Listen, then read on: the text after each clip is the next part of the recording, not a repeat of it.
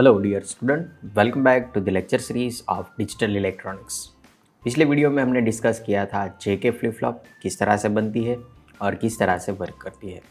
आज हम JK flip flop का जो डिसएडवांटेज था कि जब हम जे इज इक्वल टू 1 और के इज इक्वल टू 1 रखते हैं तो उसमें कंटिन्यूस आउटपुट में टॉगलिंग होता है।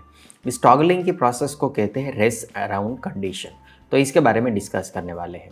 तो जब जेके फ्लिप फ्लॉप में जे इज इक्वल टू 1 एंड के इज इक्वल टू 1 होता है और जब क्लॉक इज इक्वल टू 1 होता है तो क्या होगा।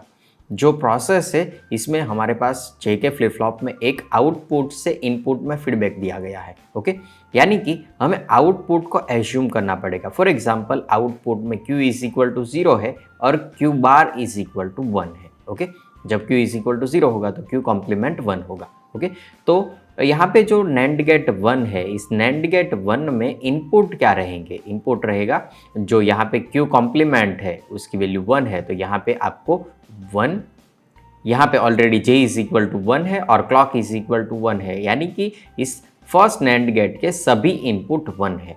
जब नैंड गेट के सभी इनपुट 1 होते हैं तो इसका आउटपुट आपको 0 मिलता है। ओके, और इस जो यहाँ पे नैंड गेट है, फॉर एग्जांपल इसे हम नैंड गेट 2 बोलते हैं, तो इस नैंड गेट के लिए क्लॉक इज इक्वल टू 1 है, k is equal to already 1 है और q इज इक्वल टू यहाँ से फीडबैक आ रहा है और q इज इक्वल टू 0 है। ओके, तो यहाँ पे होगा 0।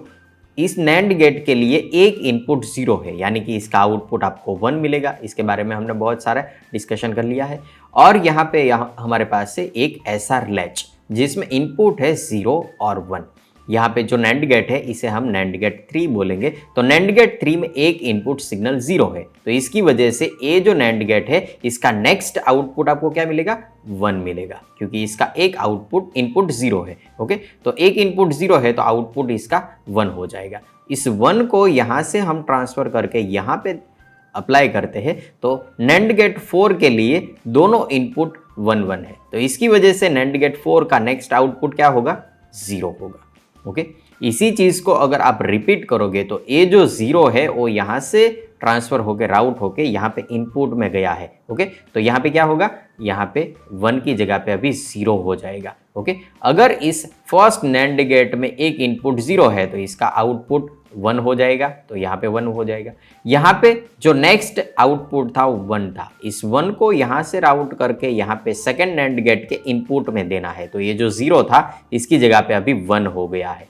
इस सेकेंड नैंड गेट में तीनों इनपुट सिग्नल 1 है, तो इसकी वजह से इसका आउटपुट क्या मिलेगा? आउटपुट मिलेगा 0, क्योंकि सभी इनपुट सिग्नल 1 1 1 है, तो इसका आउटपुट आपको 0 मिलेगा।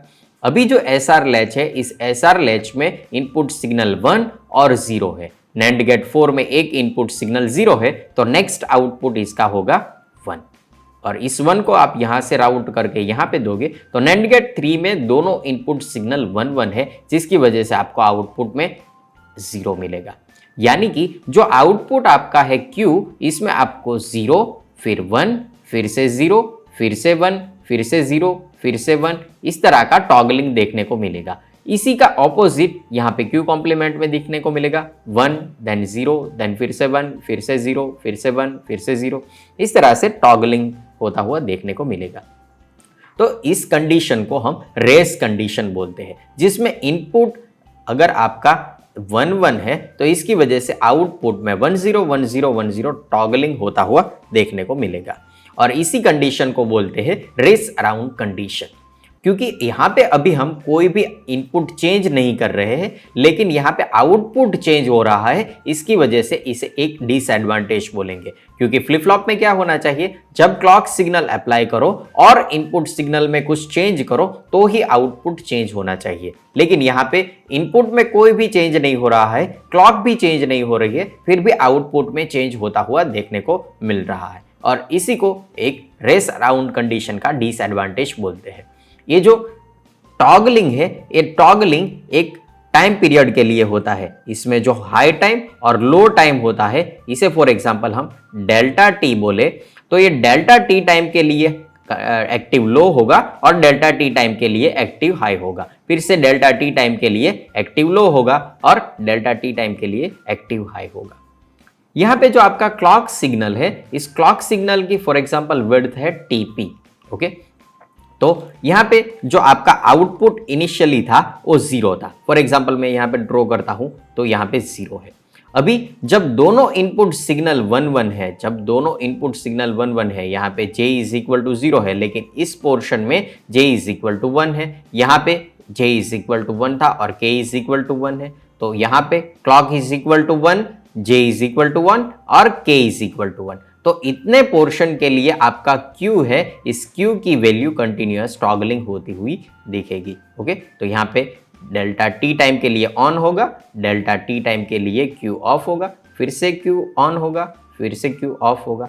तो continuous delta T time period के लिए एक कंटिन्यूअस ऑन ऑफ होता हुआ आपको देखने को मिलेगा। जब क्लॉक इज इक्वल टू 0 है तो लास्ट कंडीशन में जो Q की वैल्यू थी वो उसे स्टोर करके रखेगा। ओके, फिर अगर j इज इक्वल टू 1 हो या 0 हो, k इज इक्वल टू 0 हो या 1 हो, डोंट केयर। ओके, तो यहाँ पे डोंट केयर कंडीशन आ जाएगी। जब क्लॉक इज इक्वल टू 0 है तो प्रीवियस स्टेट का जो भी आउटपुट था उसे स्टोर करके रखेगा जब तक क्लॉक इज इक्वल टू 1 होता है तब तक। ओके, फिर से यहाँ पे क्लॉक इज इक्वल टू 1 होगा, तो क्लॉक इज इक्वल टू जब 1 होगा तब फिर से आपको यहाँ पे टॉगलिंग देखने को मिलेगा। जब j इज इक्वल टू 1 और k इज इक्वल टू 1 है तभी आपको टॉगलिंग देखने को मिलेगा। और ये जो टॉगलिंग है वो delta T time period on, delta T time period of, delta T time period on, इस तरह से आपको कंटिन्यूअस देखने को मिलेगा। यहाँ पे j इज इक्वल टू 0 है, k इज इक्वल टू 0 है, तो यहाँ पे q इज इक्वल टू आपको मेमोरी स्टेट या नो चेंज कंडीशन देखने को मिलेगा, यानी कि जो स्टोर हुआ है वही आपको कंटिन्यूअस देखने को मिलेगा, क्योंकि j इज इक्वल टू 0 है, k इज इक्वल टू 0 है। ओके, जो टाइम पीरियड है ये टाइम पीरियड है डेल्टा टी का। डेल्टा टी टाइम के लिए ये ऑन होता है, फिर से डेल्टा टी टाइम के लिए ऑफ होता है। तो इसको रिमूव कैसे करें? जब डेल्टा टी की वैल्यू आप मोर देन टीपी रखते हो, टीपी क्या है? क्लॉक सिग्नल की विड्थ है। जब क्लॉक सिग्नल की विड्थ है इससे ज्यादा आप डेल्टा टी की वैल्यू रखते हो तभी इस टॉगलिंग को आप रिमूव कर सकते हो, अवॉइड कर सकते हो। ओके, तो इसकी एक बेस्ट कंडीशन हमें मिल गई कि जब डेल्टा टी की वैल्यू हम टीपी से ज्यादा रखेंगे और अगर आप यहाँ पे डेल्टा टी की वैल्यू टीपी से कम करोगे तो आपको यहाँ पे टॉगलिंग देखने को मिलेगा। तो हम क्या कर सकते हैं? इस टॉगलिंग को हम अवॉइड करने के लिए इस टीपी की वैल्यू कम करेंगे। ओके, कितनी कम करेंगे? जब टीपी की वैल्यू डेल्टा टी से कम हो जाएगा तो आपका जो टॉगलिंग था, रेस अराउंड कंडीशन थी, वो अवॉइड हो जाएगी। ओके, तो इस तरीके से हम इस रेस अराउंड कंडीशन को रिमूव कर सकते हैं। लेकिन ये जो हमारा आइडिया है टीपी की वैल्यू डेल्टा टी से कम करने का, ये बहुत ही कॉम्प्लिकेटेड आइडिया है, क्योंकि इसमें टीपी की वैल्यू आपको हाई फ्रीक्वेंसी पे रखनी पड़ेगी। ओके, ये जो क्लॉक सिग्नल है इसको आपको हाई फ्रीक्वेंसी पे ले जाना पड़ेगा, तभी ये जो टाइम पीरियड टीपी है इसकी वैल्यू आप कम कर सकते हो। तो इसको अवॉइड करने का कोई और तरीका होना चाहिए जिसकी मदद से हम इसे अवॉइड कर सकते हैं। तो इसके लिए हमारे पास एक कॉन्सेप्ट है जिसे बोलते हैं मास्टर स्लेव फ्लिप फ्लॉप। ये जो मास्टर स्लेव फ्लिप फ्लॉप है इसमें दो एक ही टाइप के फ्लिप फ्लॉप यूज होते हैं, जिसमें एक को मास्टर और दूसरे को स्लेव फ्लिप फ्लॉप बोला जाता है। तो क्या है ये मास्टर स्लेव फ्लिप फ्लॉप? इसके बारे में हम नेक्स्ट लेक्चर में डिस्कस करेंगे कि किस तरह से हम मास्टर स्लेव फ्लिप फ्लॉप को यूज करके ये जो रेस अराउंड कंडीशन है या टॉगलिंग है इसे रिमूव कर सकते हैं without reducing time period of clock.